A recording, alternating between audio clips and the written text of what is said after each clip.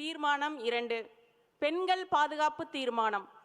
அண்ணா பல்கலைக்கழக மாணவிக்கு நேர்ந்த கொடுமையே நம் நெஞ்சை விட்டு அகலவில்லை. அதற்குள் கோவையில் கல்லூரி மாணவி ஒருவர் கூட்டு பாலியல் வன்கொடுமைக்கு ஆளாகியுள்ளார் என்ற செய்தி தமிழ்நாட்டையே பதற வைத்துள்ளது. இந்த விவகாரத்தில் தமிழ்நாடு அரசு சட்ட நடவடிக்கைகளை விரைவுபடுத்தி சம்பந்தப்பட்ட குற்றவாளிகளுக்கு உச்சபட்ச தண்டனையை பெற்று தர வேண்டும்.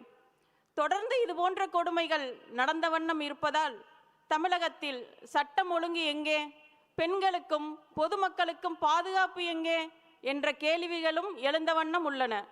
தொடர்ந்து துன்பம் நேருகிறதே. காவல்துறையை கையில் வைத்திருக்கும் தமிழக முதல்வர் தூக்கம் கலைந்து எப்பொழுது எழுவார் என்றும் தெரியவில்லை.